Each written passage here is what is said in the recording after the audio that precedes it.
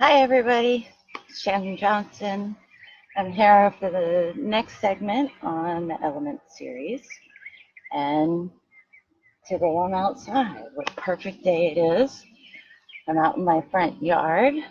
This is a new experiment being outside with the laptop. So hopefully everything goes okay. If you hear meowing, it's my cats in the windows of my house, just behind the laptop. And they don't like it when I'm outside and they can't be with me. So that's that. I can't see anything that's being typed, so please excuse me. Um, I'll end up adjusting the camera and trying to come closer after I get through the information, and hopefully my battery survives. But then we can do some questions.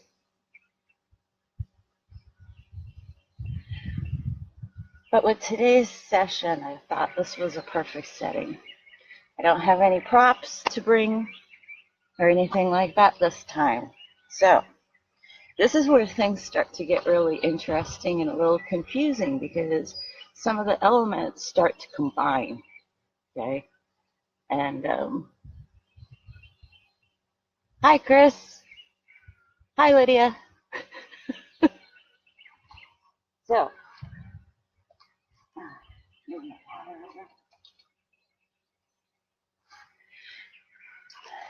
I figured where else would be a good place to talk about air, ether, spirit, and the Akash elements. I mean, when I was doing my research last week for ether, which is why I canceled the Wednesday event, is because I started finding that these elements are actually combined elements. It just depends on the different type of teaching as to what it's called. And this is where a lot of confusion happens for people. So I do have my trusty notes for today. And I have one segment from this book that I am going to read because when I was looking at it this morning, I was just like, yeah, that needs to be added in. Don't mind the traffic. Hopefully it won't distract you too much. We don't get much. We've only got 13 houses out here on a private lane, so, it's very, very quiet out there. So let's talk a little bit about the element of air first. In traditional Chinese medicine, the element of air is not there. But I found information that actually links to traditional Chinese medicine as to the element of air. So we'll get into that a little bit. More of your Wiccan, pagan, Celtic teachings all have air as an element, and it's usually located between earth and water. But it's also not in polarity therapy, which is a traditional Chinese medicinal theory, an element. That's the neighbor's dog's, not mine. Don't worry about it. We're good. So I want to talk a little bit about the element of air first as it relates to the chakra system, because it is in Reiki teachings, and it's in some of the other alternative medicine types of teachings, but Reiki in particular dealing with chakras, and a lot of the even old India cultures used air as part of its work with the deities. Oh my goodness, trying to get into all the different teachings is just too much. So let's just talk a little bit about the chakra related to the air element. It's the heart chakra. Yeah, and everybody loves the heart chakra, right? It also relates to the higher heart chakra, which a lot of people don't work with. But so you have your heart center chakra, and then just above it, a little bit further up, is called the higher heart chakra.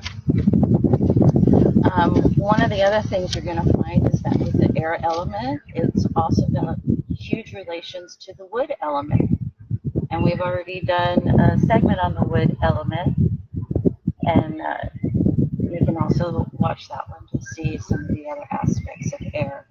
But the air element, its primary color is green in most teachings, which is the same as the wood element.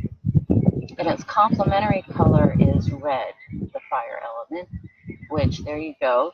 There's your root chakra and your heart chakra being connected. Pretty simple right there. Its primary function is love, as far as the heart chakra. That's its primary function. And don't mind me, allergy season, so I might be a little itchy, a little sniffly, but that's all cool. Its primary sense is touch. The heart chakra also governs the thymus, controls the heart, like the fire element, and blood circulation, just like the fire element. Its emotions are compassion, forgiveness, transformation, contentment, harmony, and letting go. Now, where else did we hear about letting go? With the metal element, of course. Its negatives, negative emotions it's associated with, and there again, I don't see any emotions as being negative. Confidence, hate, which is a fire, related to fire as well. Fear, which is related to the water element. And anger, which is related to the wood element. Isn't that pretty cool? So you can kind of see how they all interconnect in various ways. Excuse me. The gemstones that are good to work with when you're working with the heart chakra side of the air element. Green aventurine, green jade, tiger eye, agate, zircon, kunzite, rose quartz, baby. Everybody knows rose quartz is the love stone, but you know, got to make sure we add that one in there. Now, to the air element and relating with the heart chakra, gemstones that are considered wind related are sapphire, citrine, tourmaline, topaz, and beryl. And, oh, excuse me, I got a couple more. Diamonds and lapis lazuli. And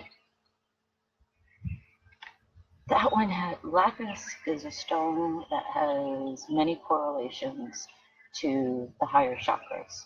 So it's a really important stone if you're wanting to work on communication, with living, with deceased, you name it. Lapis is an amazing stone for these kinds of things. The wind and air is also got colors related to it, such as pink, blue, white, and gold.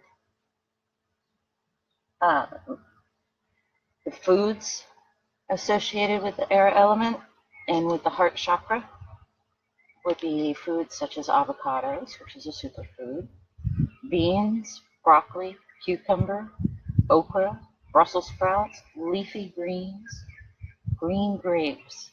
Something I learned about with grapes recently, and this is from Anthony William, the medical medium. Eating grapes, and there again, depending on the color of the grape, is the additional charge to it.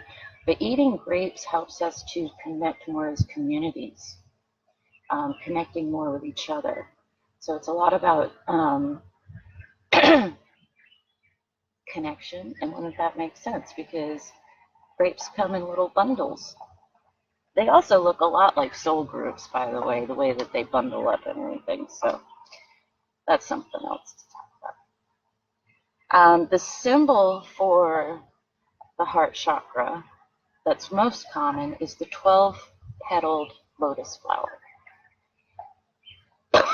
Excuse me. Also, green grass.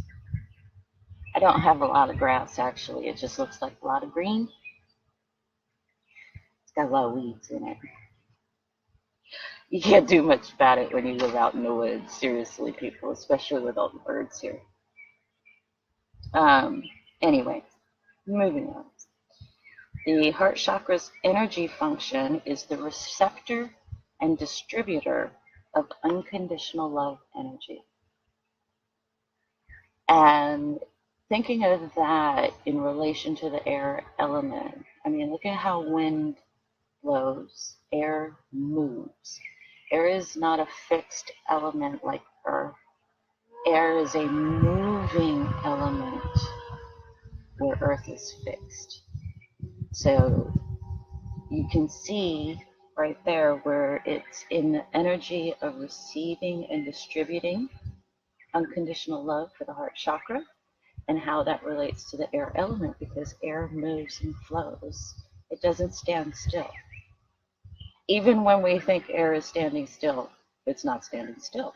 It's always in movement. Some of the key issues related to the heart chakra that would relate to the air element is passion, tenderness, your inner child issues, and rejection. And come on, what little kid didn't want to play outside, right? All of us growing up, that was one of our things. Let me put that one down because that's my ether notes. Let's keep going with some air stuff here. I think my battery's holding up just good.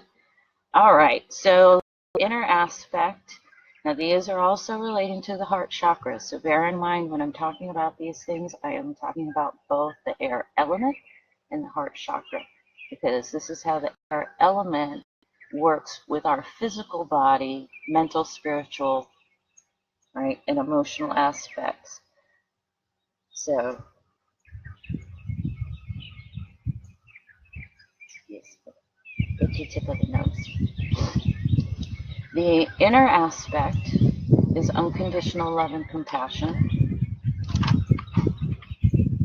Fly away, notes. Excuse me. Its physical action is circulation. Its mental action is passion. Emotional action is love. And its spiritual action is devotion. Pretty basic stuff right there, you know. So if you're having struggles in those areas, or you're not able to feel enough in those areas, you need to look at your heart chakra and bring in a little bit more of the air element aspects to help with opening, clearing, removing blockages that all relate to the heart chakra, these emotions, and having a better flow of chi, because chi is related to air. So, and for like someone like me, I had my heart and heart chakra all in a bounded cage when I first was learning meditation back 20 years ago. And I was able to give but not receive. I wasn't very good at receiving. Let's just say. So I really had to work on the attributes of the heart chakra and the air element in order to clear it, including past life regression and all that kind of stuff, to get the flow moving and get that blockage gone. So it is achievable. Nobody's heart has to stay broken all the time. These are ways that you can work with it. So one of the life lessons related to the heart chakra, honoring the earthly forms of divine love. Now that's quite a really beautiful life lesson. And that's one that I would have to say a lot of us do incorporate into our life planning or incarnations, okay? And it's really about being able to understand without judgment, be able to show compassion, right? Honor, that they are also part of the divine love, also have a function within our societies. So honoring the earth with forms of divine love. What a beautiful sentence. And it's not mine, by the way. No. The planets related to the heart chakra and related to the air element are Venus and Mercury, right? Because Mercury is communication. Mercury is also related to the water element, and Venus is also related to the metal element. So everybody's got a little mix and touch, okay? Which was one of the purposes of me even doing this series of elements, was to be able to bring to the table that all of the elements are interconnected, and they're interconnected with our physical being on this planet, as well as the earth itself. It's not something tangible outside of us. Everything that's outside is within. Everything within is without, is outside. It's also related to the fourth thoracic vertebrae in the body. Its activity is manipulation, the heart chakra. Yeah. But you can also see how air manipulates the environment. The wind is really heavy. How the air is flowing and moving can increase storms, decrease storms, create storms, right? So, and we know people, right, with the issues with the heart chakra that manipulate others, manipulate themselves, work against themselves, that kind of shit, you know. Let's talk about some gems, some crystals. So if you're wanting to activate the heart chakra, you would use emerald. To calm it, sapphire and topaz. To balance is adventurine and rose quartz, as well as rhodonite and rhodochrosite. Those are ones to balance the heart chakra, and also they help to keep the flow of the air element flowing and moving throughout the four bodies. The essential oil, of course, is rose oil. Come on, that's pretty expectant, isn't it? Colors to balance or activate, you would want to wear a lot of spring green, like we have out here today. Everything's fresh and green in bloom. To calm the heart chakra and calm the flow of the air element within you, you would want to use colors such as magenta and pinks. Magenta is a pink, but you know how deep and rich it is compared to the others. So those are the two ranges, right? Because think about spirit. If you're wanting to use these as well with your connections, spirit has tons more color ranges than we do here. So don't be afraid to play with color. It's very important for us, and it really helps to bring in things that help us be better in our everyday lives. The affirmation to go with the heart chakra: creation is a precious jewel in the lotus of my heart. That's pretty. Okay. Now, when you're getting into some of the other aspects of air and wind as a separate entity away from the heart chakra, it also relates to the season of spring, right? But we also have others that do that. Its direction is east, just like wood, but wood can be east as well as southeast. But they do combine together. And why would you think of that? Well, air, right? Trees, air, trees, oxygen, nourishment. Pretty basic shit right there, right? Now, in other teachings, the air element also has the colors of light blue, yellow, and white. And we could kind of figure that out. Light blue, like the sky above me. Yellow, sunlight. White, sunlight in general. And it's also associated with the range of pale colors. So, you know, like your pale blue, your pale green, your pale purple, those are all associated with air element as well, because the air element is also associated to the rainbow, right? How can it not be? Really simple little things to go on with. It's also related to thought, wisdom, psychic awareness, knowledge, freedom, and memory. And in more teachings than not, it's also not just the fifth chakra, but the sixth chakra. And this is where my research started to go a little crazy, and I had to start looking at how ether, air,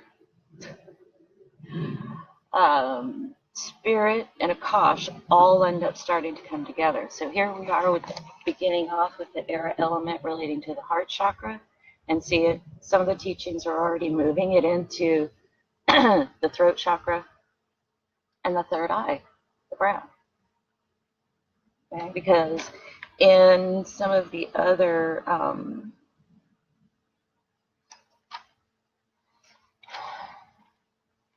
let's put it, interpretations of some of the ancient teachings, that's how it was used. Because we need air to communicate. We also need air to breathe. We need breath of life, okay, pretty basic there.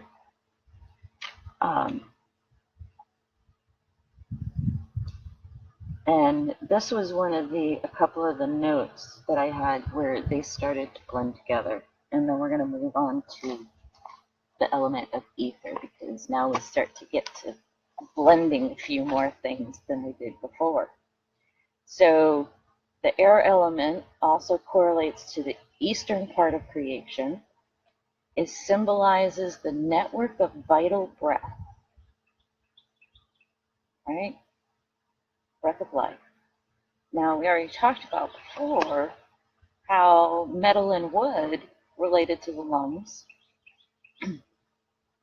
One, that earth, two. I don't have all my notes out here with me, but you know, it also has all that correlation with our oxygen flow, with our heart, blood system, circulatory, and respiratory systems. So the elements already begin to build upon themselves and interconnect. No matter what teaching you're looking at, they start to interconnect themselves. It's also connected to the mind, wisdom, spirits, and soul. All right, so here we are. We've had everything from below the heart chakra, the earth star, the root chakra, the sacral chakra, the solar plexus, all very earth-based. And we hit the heart chakra, and now everything starts connecting further up the chain between here, who we are physically, and who we are spiritually. In sacred geometry, it's a octahedron that represents air. And if you look at some of the sacred geometry symbols, you can actually notice that right in the center, how it ends up with a flow. I've been working on a kind of diagram. The problem is my vision is 3D, and I can't put 3D onto a piece of paper, in how all of these elements come together and actually start building into more of a cone pyramid. So I had mentioned earlier that traditional Chinese medicine doesn't include the element of air. But with the more digging that I did find that actually in some of the teachings, it ends up, and I'd have to say this happens a lot with translations of old texts from other generations, before us, right? Especially the Greeks and Romans, they loved digging into everybody's shit and, changing it up themselves. So here is where Greeks, Celts, and pagans, Druids, and a few others took some of the TCM and translated it into something else. Okay, chi. Okay, we know chi is energy, right? Talked about chi. Everybody knows chi. Chi is the vital force, spiritual flow, and breath. Right? There you go. Air. That's all I'm saying. Wind is the manifestation of air. And don't you love it when spirit loves to give you wind messages? I do. It can be a super hot day and there's no wind. Today I'm fortunate that it's a little breezy out here. But, when it's a super hot sunny day and you're standing outside and you're thinking about a loved one that's in spirit, or maybe your guides or somebody, and then here comes a cool breeze out of nowhere that seems like it's just for you. It is a spirit message. It is spiritual beings are able to move the element of air because it is energy. It is the flow and breath of life. It also represents spiritual faith. If you had never heard that one before, that was a new one for me. And I love this. The reminder of the element of air is that there is more to the world than one can see. And it teaches to grow and to change as the world does. Beautiful life lessons there. We don't think about these things. And I think that was one of my reasons of doing this, that I was pushed by spirit to kind of do these sessions, was to help us relate to the elements that are a part of Mother Earth and a part of us, and what we're doing, how we're treating it, because everything we impact environmentally impacts us on every level of our being. And right now, I know I'm very aware of the news of climate change and such, and the awareness of Mother Earth and our integration as human beings with our planet is a vital life force for both to be in existence. There's been a lot of discussion in a lot of the spiritual communities about healing Mother Earth, right? And the more that we heal Mother Earth, the more we heal ourselves. And it goes the opposite as well. The more we heal ourselves, the more we heal Mother Earth. Plain and simple. So for me, in the work that I do, the more that I can harmonize myself with the elements in my own being, within my home, right? Because the more that we go within, the more it begins to reflect outside of us and impact. That energy flows, that energy moves. So from starting with myself, I'm impacting on a global level just by starting with me, right? And we've heard this, but how do we put it into practice? And that's where knowing more about the elements and how they are for our human body, as well as our mental, spiritual, and emotional basis, helps us to become more whole in ourselves. We can use it within our homes to bring more balance, internally inside the home, externally in the home, and that energy flows and moves into every part of the world. It's just kind of how we are so integrated. with the environment and why we love human incarnation so much, because we get that meaty work of working with physical attributes besides just the human being, right? Okay, so take a moment for a drink of water. Oh, I did have more on air. Let me see, any of these things good? Well, we already talked about that one. The air element is one to work with for connecting to spirits. Earthbound ghosts are creatures and divas like the Fae, right? Because we always envision fairies flying. Air element is related to all flying animals, insects, forms of life.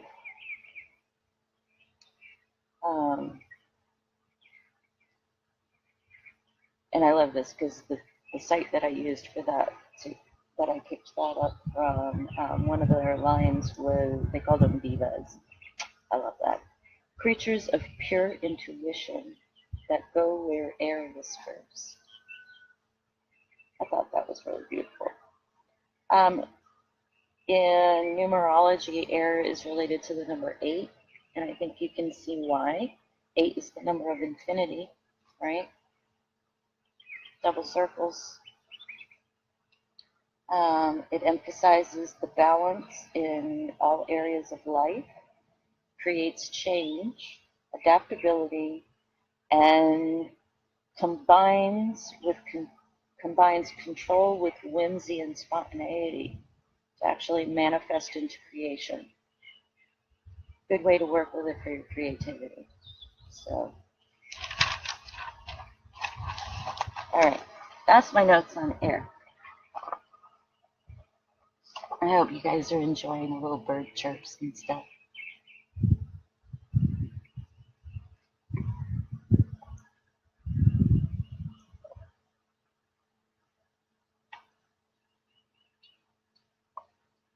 So, let's get into ether, because ether takes us into spirit and Akash, right?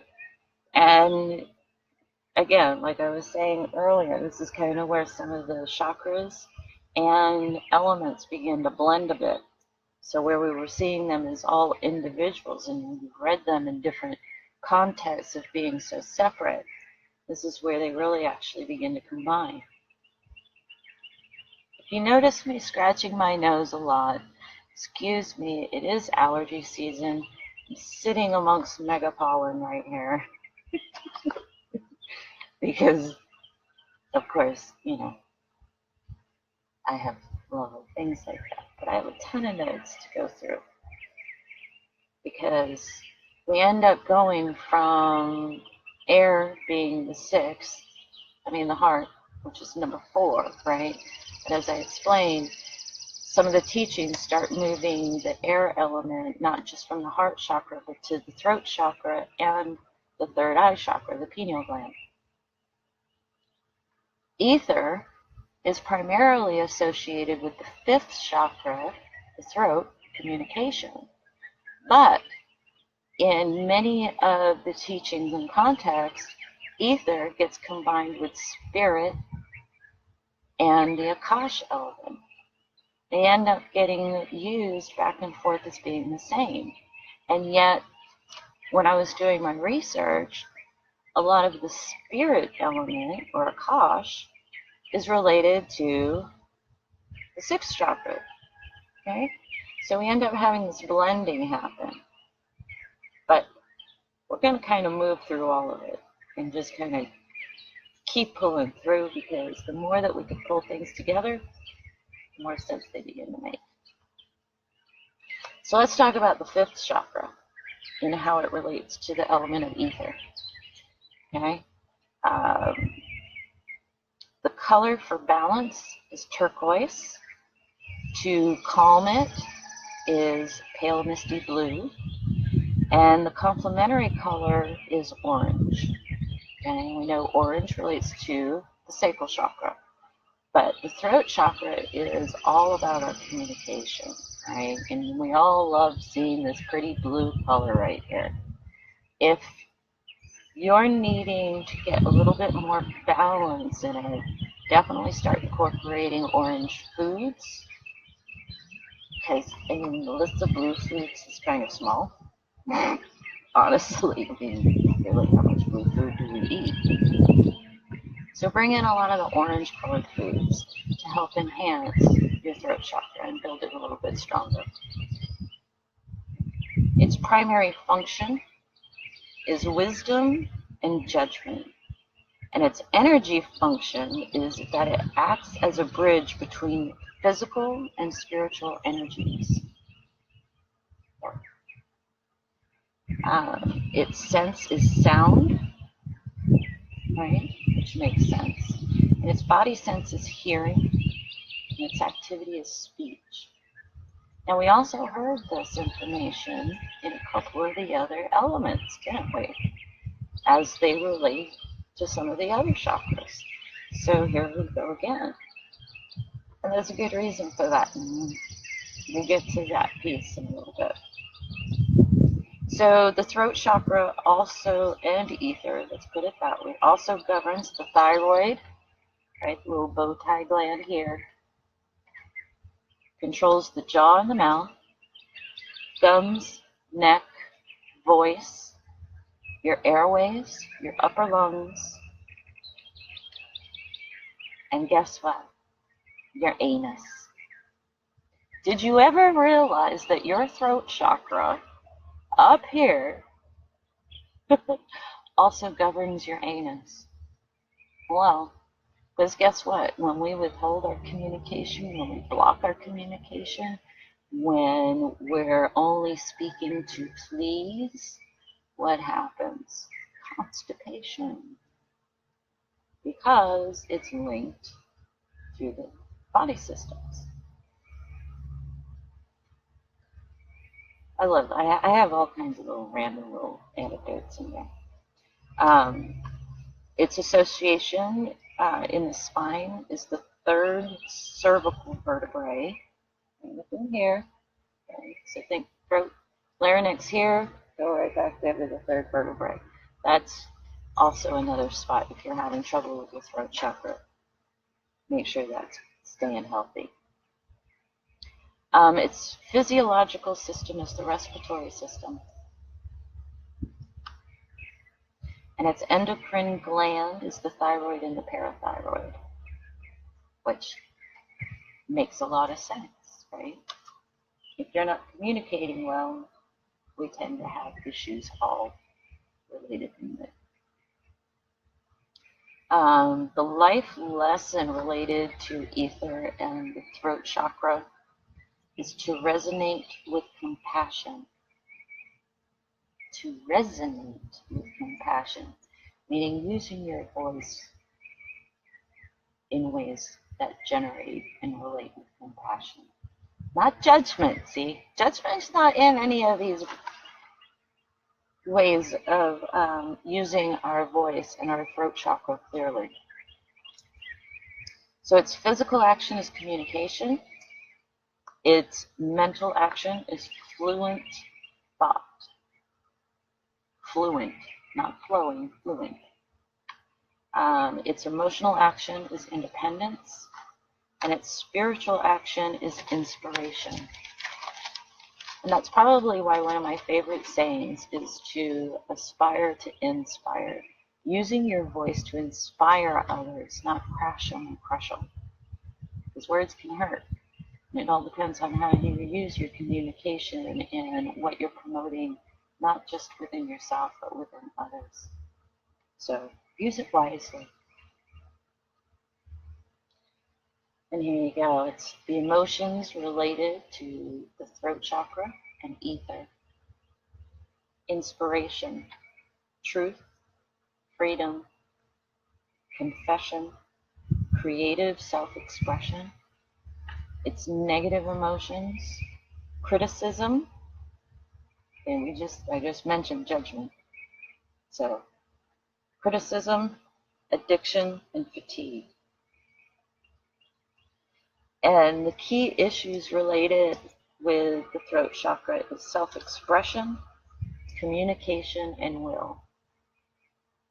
And to me, that makes a lot of sense, because if you're exerting your will through your voice and communication to others, you need to be using it wisely. You know, it's one thing when your boss is coming in and making a demand of you that you know you can fulfill, that's part of your job. But if you're using it to just crush people, to make yourself feel good, you need to go take a look in the mirror and start using those words for yourself first, because that's where they're coming from. And that's usually where they're directed at. The external people are just the ones that you can target it at without having to address yourself. All right. Moving on, because we got a lot of notes, and my battery so far is holding up. So the planets associated with ether are Mars and Jupiter, which Jupiter is also related to wood, and Mars is also related to the fire element. Gemstones that you would want to use to activate the throat chakra and working with the ether element. To activate is topaz. To calm it, sapphire and emeralds. To balance it, turquoise.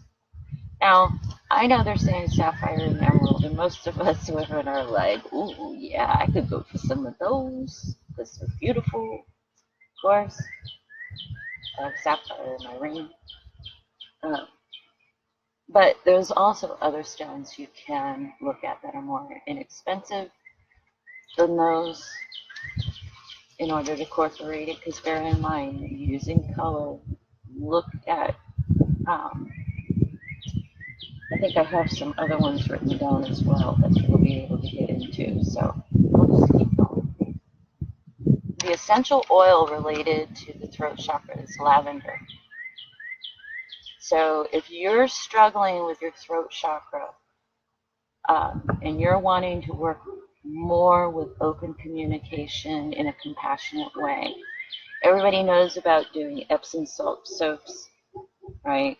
Everybody wants to use an Epsom salt soap for cleansing. But one of the things you would want to do yourself a lavender bath. Or you could wear lavender essential oil as a perfume to help lift you up, help enhance that voice of communication. You can carry lavender in powder form in your pockets or in a little sachet. You can put lavender in your vehicle so that you're not an angry driver. You know, get a little sachet bag or make one out of some material, put some dried lavender in there, and keep it in your car. Put it on your dash in the sunlight. It helps to calm the voice, right? It is essential to communication, and it'll help you from road rage, okay? It helps keep you calm from road rage and yelling and screaming at people that are just annoying you. Oh, and the symbol, excuse me, I told you guys about this allergies. It's just a tickle in the way over here. And the hair, I should have put it up. But anyway, all right. The symbol related to the throat chakra, the 6-petaled lotus flower. 6. Heart has 12. Throat has 6. Oh, here we are. A couple of other crystals that you could use: aquamarine, blue topaz,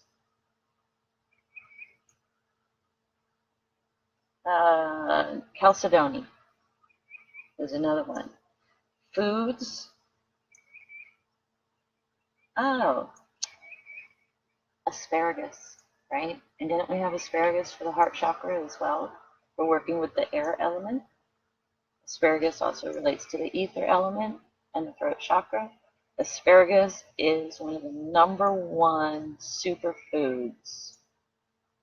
#1 superfood is asparagus. We don't eat enough of it. Canned, it lost its value.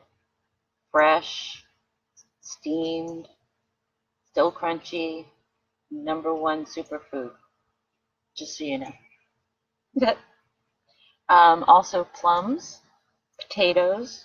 Have you ever had blue potatoes? They're really, really good. They got a great flavor in them. You know, because potatoes are kind of bland a lot of times. You got to add stuff. But blue potatoes actually have a really good flavor to them. Soft, subtle, but tasty. Blueberries and bilberries are also other foods that relate to the throat chakra that you can use. The affirmation related to it is, I will express my higher wisdom to others. Or in other words, I speak. All right, now let's get into this fun, quirky blending shit. So, ether, right, which we're talking about, ether and the 5th chakra. In many of the other teachings, it is associated as spirit element, the Akash element, and what was the other one?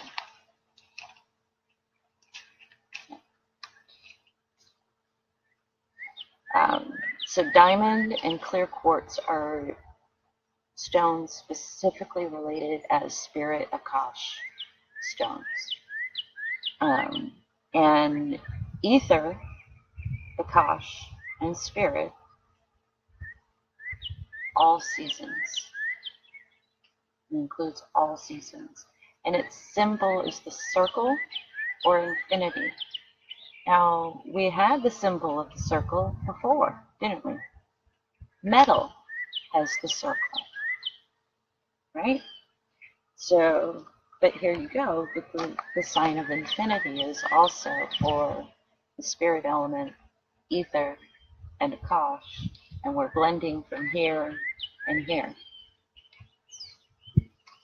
As far as its direction, right, because some of the elements all have a direction, this one is also center.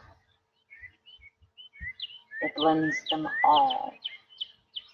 And so it's not just center, it includes all of the directions within and without. Colors associated with spirit, or aka the Akash, or aka ether, because here we go. Depends on the teaching on what they call it.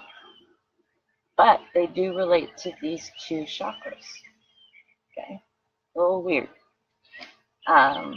So your colors would be white, clear, makes sense with the quartz, right? Gold, silver, black, purple, and blue.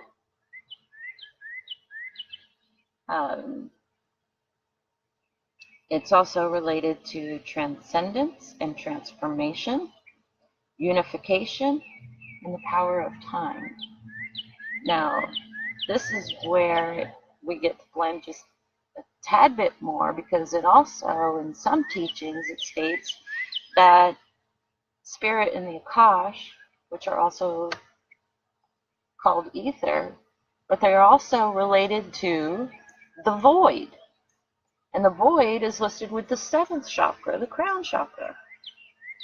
So now we've gone from, okay, it's just the 5th chakra. Nope. It's the 5th and 6th chakra. Oh, nope. It's 5th, 6th, 7th. Right? I'm telling you, people had a wild time trying to figure out elements and chakra systems and everything else. And so that's where we all end up with being a little bit confused. But in today's episode, I'm not going to discuss the 7th chakra, but we are going to do the 6th chakra. And since these have blended for me as far as ether and spirit, we should know about the 6th chakra since it says that they do both. All right? So,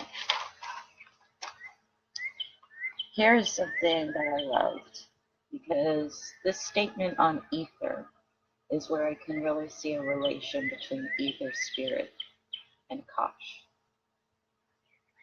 Ether is defined as the celestial energy that fills all spaces traditionally, the monad or center of sacred space.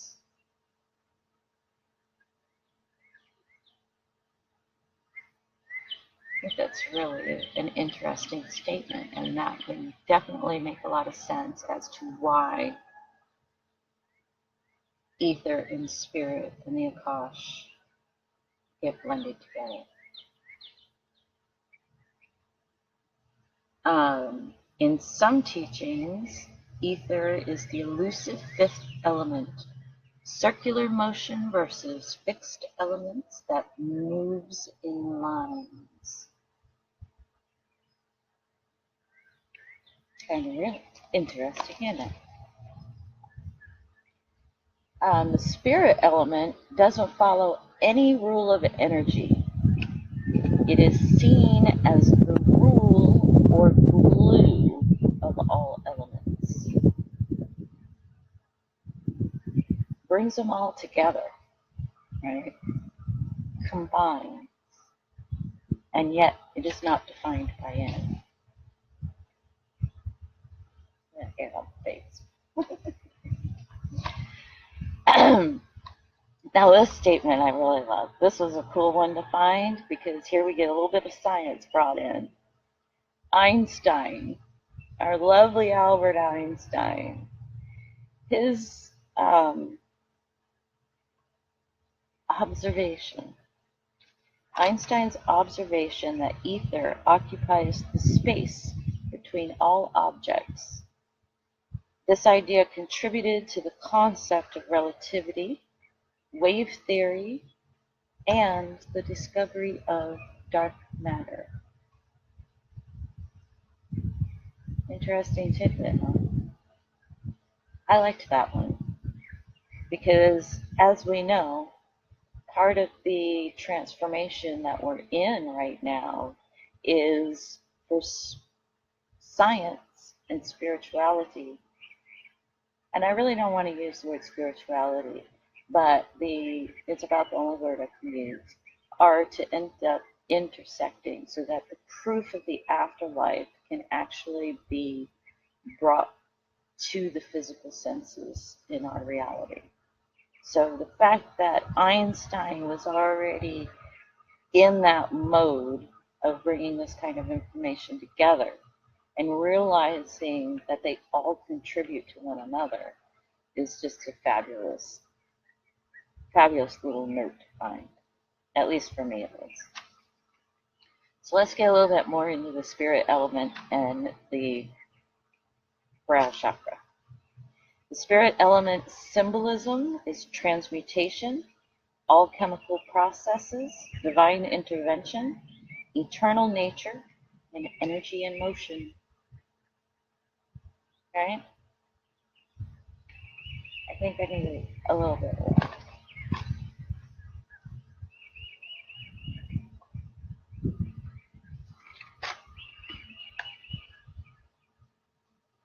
As I just got my notes. Look at my battery. Woo! Okay. I'm hoping to get through all these before that battery dies. All right, so the symbol for spirit is the spiral, right? Spiral sign. It is, the spirit element is the conduit between soul and body. It's the bridge between earth body and heaven spirit. Earth/body and heaven/spirit. Why is my cat outside? Tika! Tika, baby. Tika, baby. What are you doing out here, girlie? Excuse me. My kitty is usually not allowed outside unless she's being supervised. The reason why is because we have very large hawks and birds of prey that fly over, especially right now because it's baby bird season. So, excuse me a moment. Here's my Tika girl. And I'm going to let you guys enjoy the outdoors for a quick moment while I put her back into the house. So, say bye.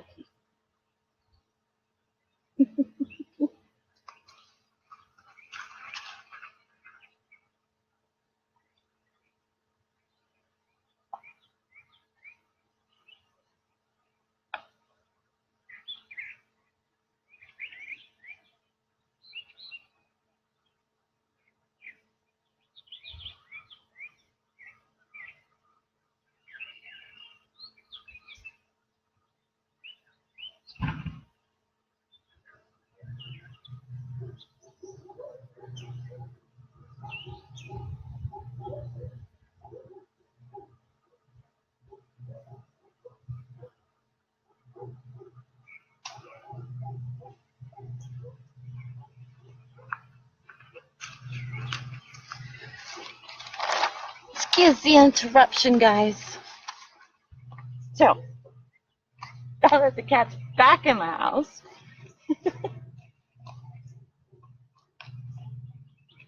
all right, so, all right, and we already talked that it doesn't have any fixed direction, right? It's the center of all, and it's within and without.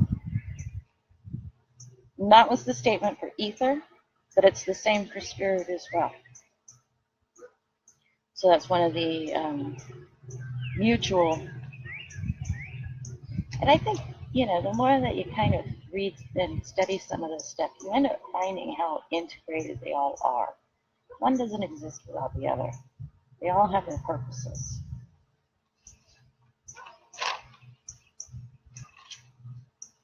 So here again, we reaffirm that the element of spirit is connected with ether, or looked at as the same, because the colors related to the spirit element are black and white together, not separate, black and white together, right? Like zebra stripes, like the yin and yang symbol we always see, that balancing. So there you go. If you think about that, the yin and yang symbol represents the element of spirit in a very balanced form. The other is the rainbow, because the element of spirit contains all colors and all ranges of colors. Its applications is to connect with ethereal beings and forces that reside in a different space.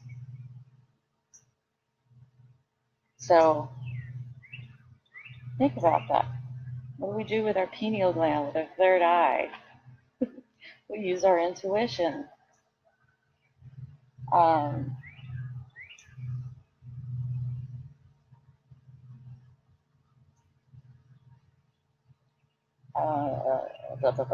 Where was I? Oh, it's also used to reach beyond and touch something greater than ourselves. Pretty understandable. Ether and spirit reminds us to get to the point, keep focused on that point as if it were the lighthouse of the soul. Let me read that one again. Ether and spirit. Okay. So here we go. You can see where the 5th chakra and the 6th chakra are working together. Reminds us to get to the point, clear communication, and keep focused on that point as if it were the lighthouse of the soul.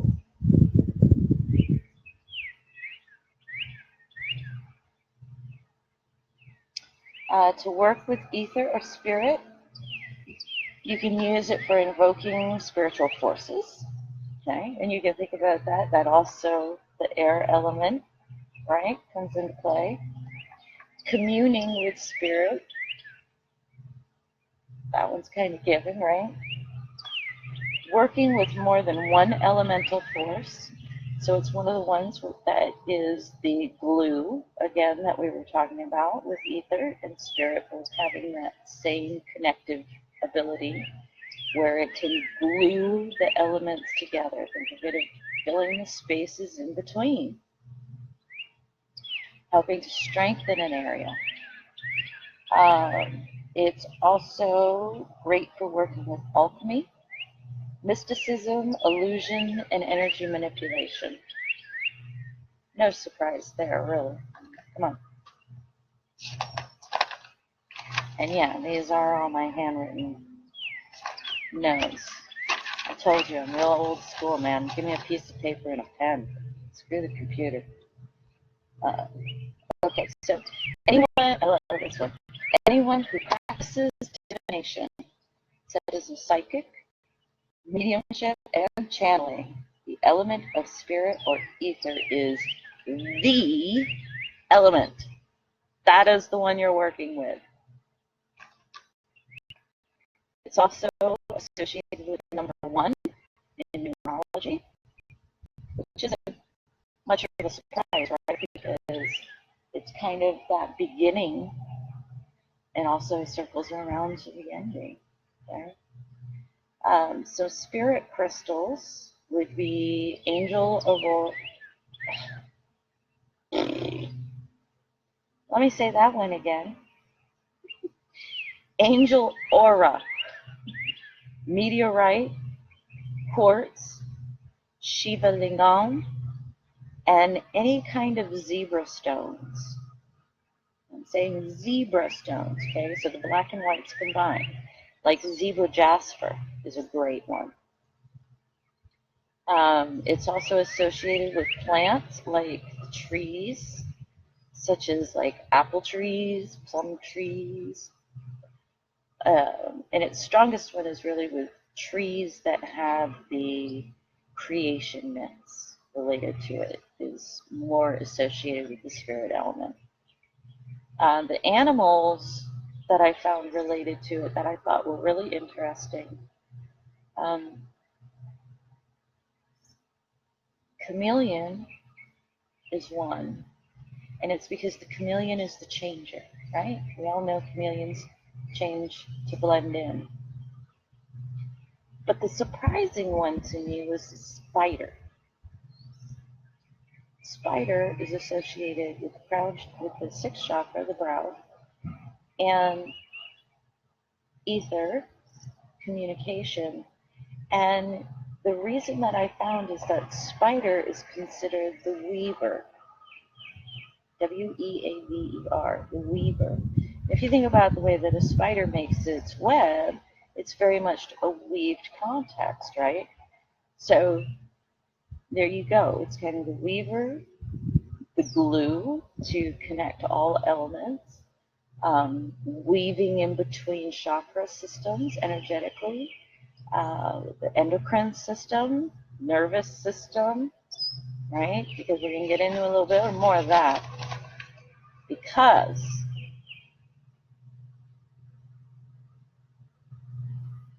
the 6th chakra, on its physiological side, it governs the endocrine system and the nervous system.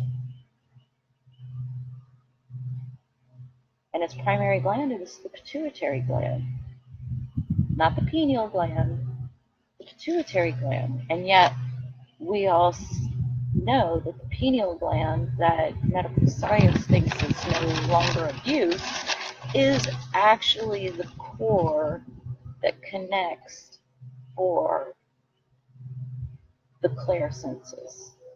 Okay, so let's get into a little bit more about this, the 6th chakra, the brow chakra, the 3rd eye, and a little more spirit element side of it, where we know ether is there, and we know it's also called the Akash element. So this one has the symbol of the 2-petaled lotus, right? So we had the heart has the 12-petal, throat had the 6-petal, the brow has the 2-petal. The planets associated with it are Saturn and Uranus, which I find kind of funny. The color is deep indigo blue, and I know I've got some other colors related to it. Yeah, we'll see. All right. So when you want to balance or activate this one, a good color to work with is ultramarine. You'd have to Google it. It's a lighter shade, but it's a beautiful color. And work with that one more to balance and activate the third eye chakra. To calm your third eye, keep it a little more harmonized, you'd actually want to use indigo blue. Okay?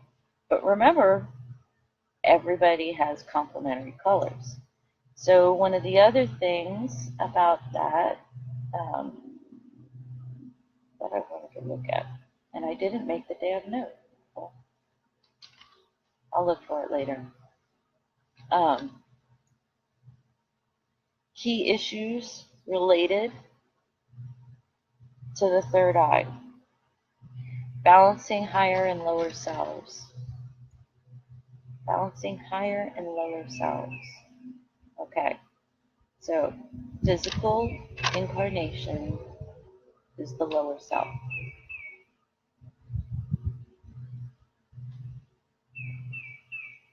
Higher self is our soul connection to the higher self and spirit. Its other key issue is trusting the inner guidance, because of course the brow chakra is related to our intuition. It's also associated to the first cervical vertebrae in the body, number 1 up here, also known as the atlas. Well, no, it's the axiom because it's connected to the atlas. So there again, you have a little bit of a mix. Some people say that the atlas is its own little bridge. Others say that that's number 1 and the axiom is number 2. Who really gives a shit? It's at the base of your head. It's where everything starts. It's where your nervous system begins its descent throughout the spine and integrating out into the rest of the body. Right? Its energy function is merging masculine and feminine energy. Energy function of the third eye is to merge the two aspects. So if you're struggling with being more masculine or feminine, this is an area that you would want to work with for yourself, or working more with the element of ether and spirit, 5th and 6th chakra, in order to bring more balance in. It's physiological. We already said that it's the endocrine and the nervous systems. Its activity is insight. No surprise there. Now, this is something that I wanted to bring up, though, because we always talk about the third eye as being the only intuitive sense. And here's the thing. You always hear this sentence, I felt it in my gut, or I'm having that gut feeling, okay? And we talked about the solar plexus chakra in the fire element session, okay? Everything is interconnected, and you have a ton of neurotransmitters that are within the solar plexus region of the body. These neurotransmitters are highly connected to all of the other systems and your nervous system and your brow chakra, all of this. So that's why when we say it's about don't just leaving the mind connection to be alone, when you can get the heart and mind to work together and get the solar plexus cleared and open, working with these others, this is where you can end up getting more clear intuitive abilities. You're getting a more clear conduit in understanding what they're doing. Okay? Its sense is clairvoyance, and as many of us know, there's more than one clair than clairvoyance. So I would say that even though in the teachings it only lists this one as sense, don't leave it there. It includes all the clairs: claircognizance, clairsentience, clairaudience, clairvoyance, and so on and so on and so on. Okay? The life lesson linked to the sixth chakra is the completing of karmic lessons of this lifetime. And I'm stressing the word this lifetime because we get so caught up in, when you start exploring more about past lives and everything like that, people tend to get really caught up into it. And bear in mind, it's very valuable information. It's fantastic. It's fun. It's explorative. It can be exciting and all of this. But really, one of the best ways to use that information is how is it relating to situations and life lessons that are in this life that you're dealing with in a completely different way. Okay, we don't repeat shit, and no, there's no punishment, and there's no karmic, hey, you know what, you were a dick last life, and so this time you need to go be the passive aggressive person that's getting walked over. It's not that way. We choose them based on, hey, okay, so I worked with these attributes in these different types of scenarios, okay, these different types of characters. And now I want to work with it from another view, another perspective, because maybe you're working on, different flows of how to move from, because here again, it's evolutionary, right, in the lifetime. And I know I'm going off on a tangent. But this has been my study for the last couple of years, is life planning. When we're choosing aspects that we want to work with,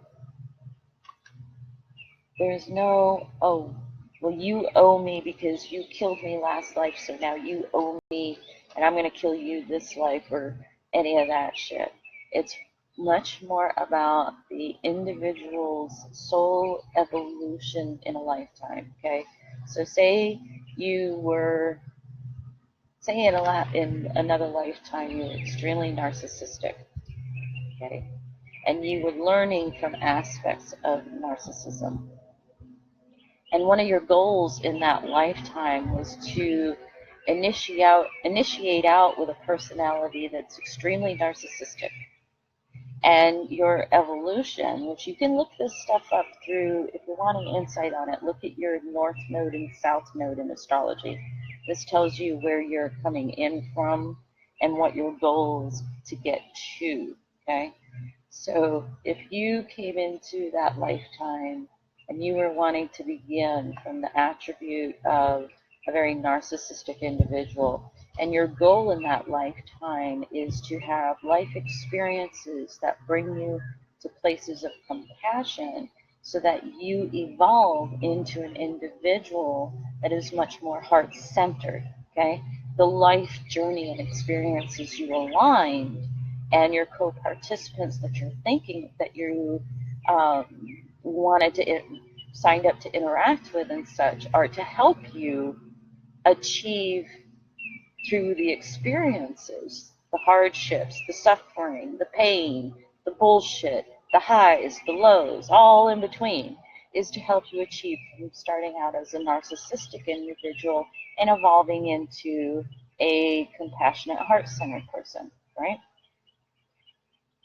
This goes the opposite way as well, okay? You may have then decided that in the next life plan, some of your co-participants are the same people, but they're now being in other types of roles in the next incarnation. And so now you're starting off as a very And this is a choice in the personality you choose. Read your astrological charts in depth, not just your sun sign, and you'll end up finding out a lot more about the life plan you set out. Because this is where you can see that, okay, this time I came in and I chose personality attributes that make me much more heart-centered, much more empathic to everybody. I'm much more aware of connections. I'm more sensitive to emotions. And perhaps in this life plan, now you I'm not going to say you put out to then end up evolving into the narcissistic. No. Now you're taking that lesson and you're going, okay, I want to go from this type of personality to learning how to balance between being strong and speaking for self and honoring my who I am as an individual, but also not allowing others to impede on me and crush me into being nothing but dust all the time, right? So you can see how that kind of plays in. And this is where your elemental work or awareness can bring some of that balance in together, right? So, and I know I went totally off in the direction there. But getting back to the sixth chakra, let me wrap up these last few notes that I have here on it. Its physical action is visualization. Its mental action is intuition. Its emotional action is clarity. And its spiritual action is meditation. What I love about doing these sessions, though, too, is, I am literally sitting outside in my church. This is my religion, what you see behind me, and everything that's connected to it. Going through these different elements and everything like that, not once has any teaching told me that I need to go and sit inside of a building and have someone else dictate to me what all of this is.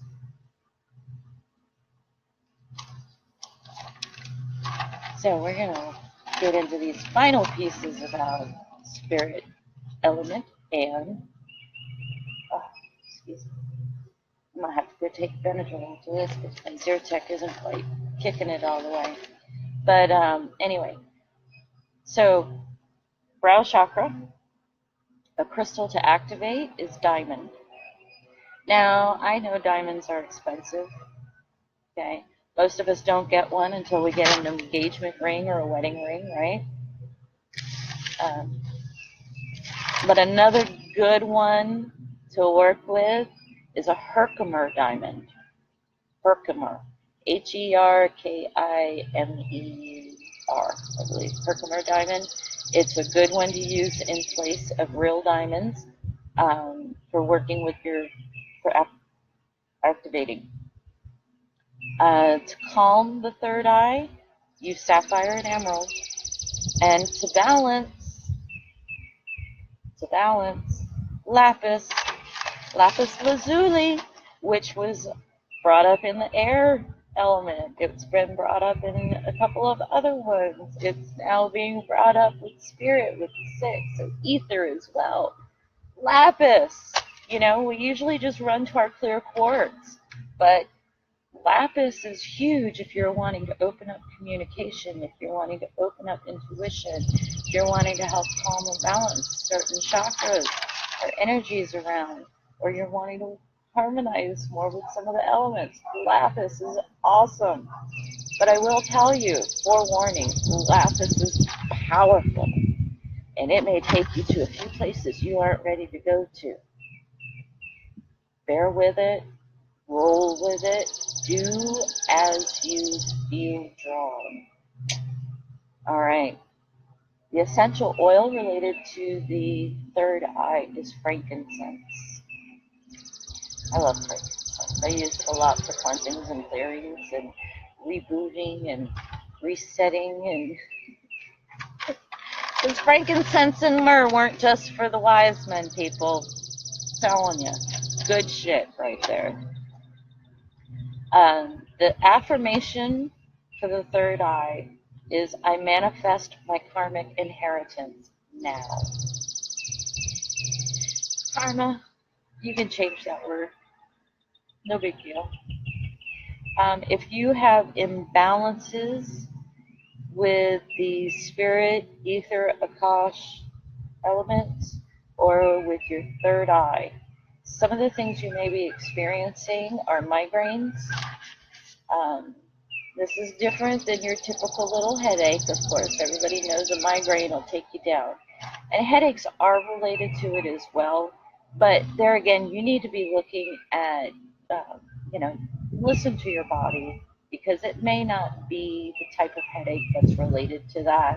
It may be something else. And as someone who is I've gotten pretty proficient in all the different kinds of headaches that exist out there in life.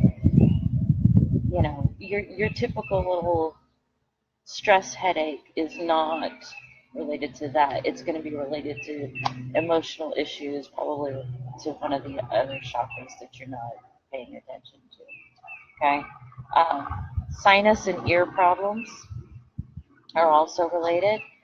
This is why one of the things that we all, anyone that started working on developing their psychic abilities gets the high-pitched sounds, or may suffer from tinnitus. Okay, there's a difference between receiving downloads that are a single high pitch in one ear versus both ears. But if you're suffering a lot of sinus and hearing and ear problems, you might want to look at how are you working with your intuition, how are you working with your communication, how are you working with your heart chakra, okay? And also endocrine imbalances, of course, since this particular area, the endocrine system and the nervous system are the primary functions. There's also a wonderful mantra related to this element and to this chakra. Do not put off until tomorrow what can be done today. So if you're struggling in that area and you're having blockages and you're having issues with your third eye chakra, that's something you need to look at. And what am I putting off? What am I holding back on? Where am I holding myself when I know there's new directions open for me? Now there is one other little piece. I don't usually read from the books, but this one really struck me that I wanted to share.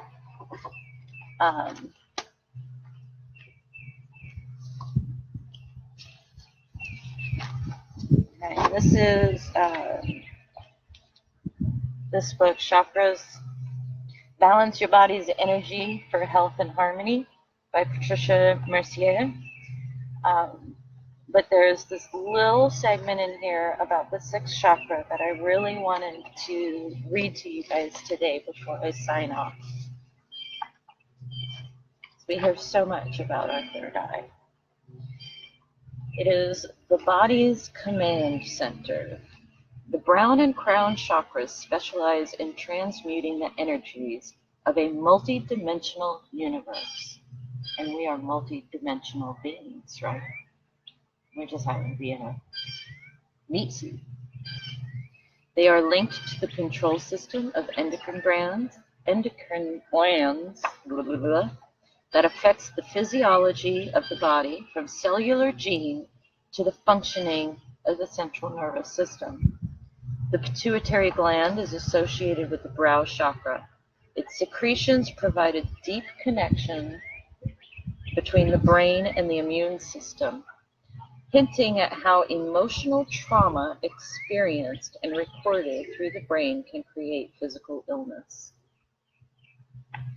Finally, the pineal gland, which is receptive to light, becomes active when the crown chakra is open. With its links to the pituitary, it enhances psychic levels, allowing a person to see within or to have second sight.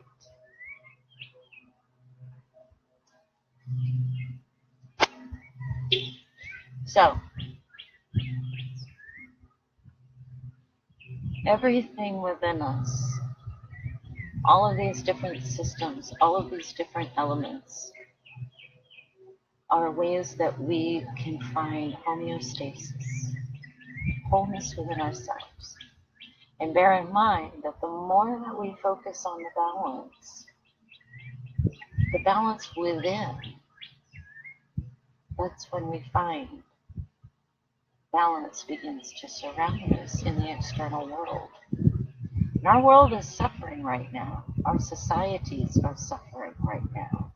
Our planet is kind of pissed off at us right now. And we knew this when we took on these incarnations. That's why we're here. The more that we can begin to pull our shit together, working with all these different tools we have available to us, not only can you sleep better at night, you can get rid of your emotional luggage that you've been lugging around since you were born. And the more you get rid of the luggage, the better you feel.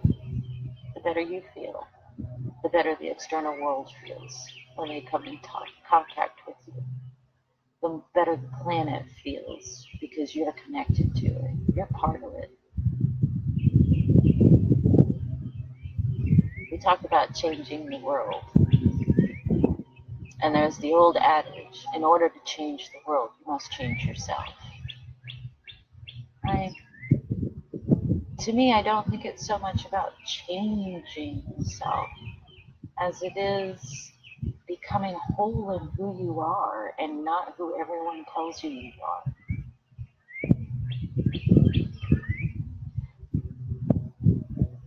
When you get to the point that you're just kind of like, does it really matter what other people think of me? Or does it really matter what I think of myself? When you can be authentic with yourself about choices you've made, the different roles you've played with other people and the roles they've played with you, it's amazing how life can change. It's amazing how your impact on the world can change because you begin to get authentic to yourself. Don't bullshit yourself and be like, oh no, it was all everybody's fault. Fuck that shit. You had your part to play. They had their part to play. It doesn't matter, but how did you grow from it? What did you learn? How did it help you become who you are today? That's the important. That's what's most important. So if you're struggling in these areas, if you're looking at the external world and pointing the finger at it, that's the reason, that's the cause, then I'm going to say you need to stop and regroup and look in the mirror. Find a way to start within yourself to find that harmony and balance, working with all of the elements that surround us, all of the elements that are actually a part of us. And you'll end up finding life gets fucking awesome. So, before my battery fully dies, and I know there's probably a couple of questions out there, I'm going to leave it open real quick for any kind of questions that need to pop up. And don't mind me if I'm having to like scooch up and get close to the computer to be able to read the damn thing. But it was absolutely gorgeous today. How could we not do air, ether, and spirit out here in the great outdoors? So please go ahead and type any questions you got, and we'll see what we can answer for you. Richard Wagner, do you know me? Show. Yes, I know you. Lydia, a quick way to clear our chakras. Oh, quick way to clear the chakras. My favorite is a shower, honestly, because water is such a huge conduit and our body has got so much water in it, that for me, I like to use the shower not just as the connection, and I use it for meditation as well, but it's a great way to clear your chakras. You can also do a sunlight shower. You can do a meditation where you see them clearing and going through the rotation. Another good one is that a friend of mine loves to do is cycling. Okay, and so if you think of it kind of like how pedal cycles move, right? The difference is that your bicycle is spinning the different directions. So you would start with the Earth Star, right? And you would the Earth Star, since it kind of pulses instead, so you get that pulse flowing and clear, and then go up to the next chakra, and you literally are like spinning them like doing on a bicycle, going back and forth for the direction needed, and allow when you don't move on to the next one until you feel, and this is a big visualization technique, really. When you're feeling it like it's spinning with ease, then you move up to the next one and you start spinning it in the direction it should be flowing. And when it feels like it's moving with ease, then you go up. And the other thing with that, if you're going to do cycling, you go up, down, back up. Do three. So you're going to start from the bottom, work your say all the way up, and cycling the energy back down, going down to the earth star chakra. And trust me, when I talk about this, I don't stop at the crown. I go up to the soul star, and then the next one up, which I think is like cosmic creation, something like that. You want to go above your head, because really your crown chakra is above your head. It's not sitting right here. It's about 2-3 fingers above. So those for me are the favorites. But if I know I'm having emotional struggles in a particular area um, that relate to one of the chakras, then I usually will use a stone to also assist that chakra um, to harmonize a bit. You can also use a pendulum when I work on other people, and you can do it for yourself as well. Uh, Not a pendulum that you're reading with, okay? I have a separate pendulum that's just for healing. Um, but you can also use the pendulum, get in a nice quiet space.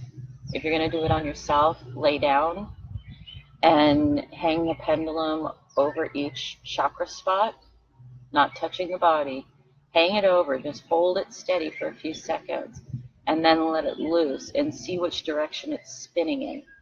And that'll show you if that one is spinning in the proper direction or not, as well as how fast it's spinning. If you're only getting a slight movement, and you can even ask the questions too if you want to, of, like, Spirit, is this chakra spinning healthy?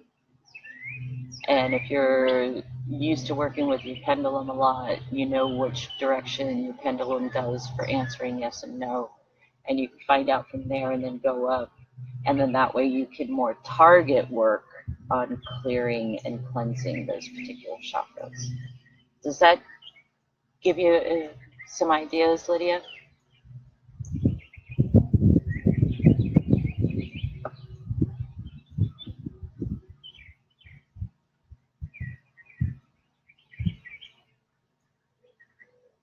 I need a little more water.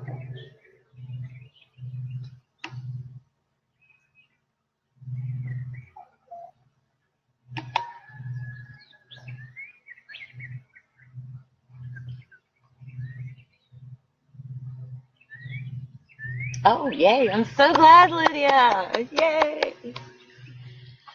Well, let me look at that battery.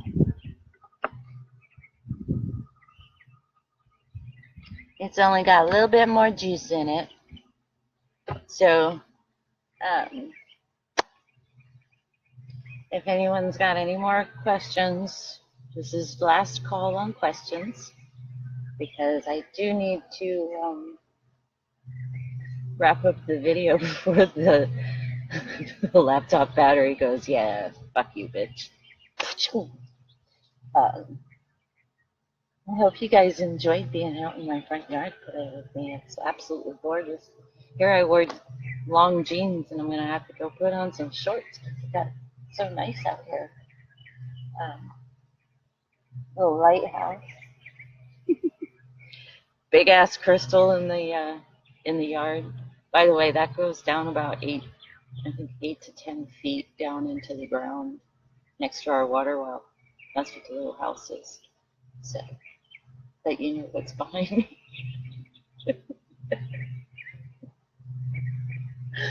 Oh, fun stuff, fun stuff.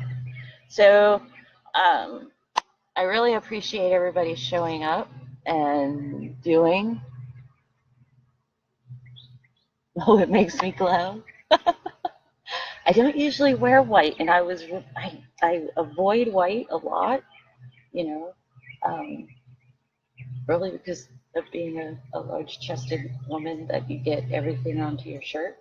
So I usually avoid white. But when I was getting ready for this, my team was just like, "No, wear the white shirt." Okay, we're wearing the white shirt. Um, they thought it would go good with showing up the background stuff, I guess. I don't know, crazy shit. But I'm crazy. We all know this. Anybody that knows me knows that shit. All right, let me see.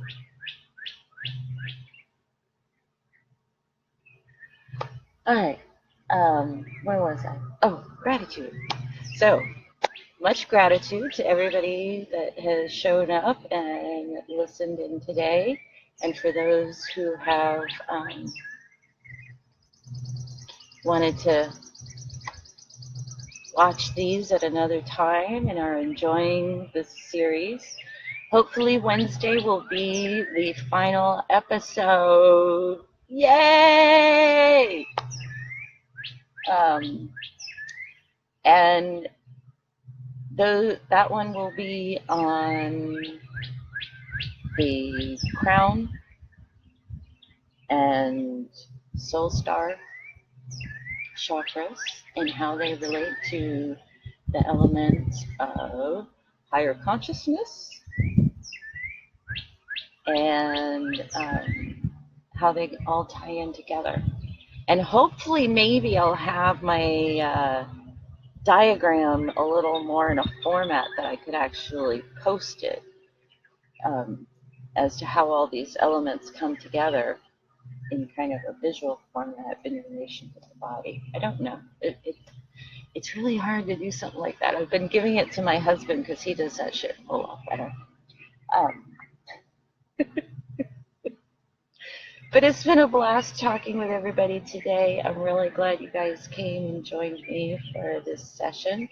And hopefully Wednesday we'll wrap it up. If that one has to move, I will try to just change the time on it. So I might have to go for my granddaughter's appointment. So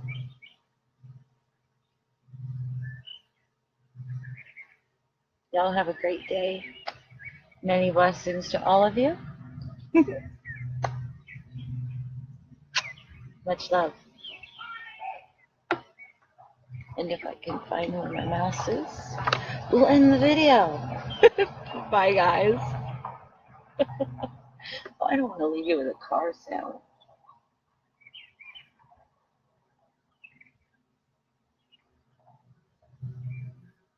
This airplanes. That's a little bit better. Bye.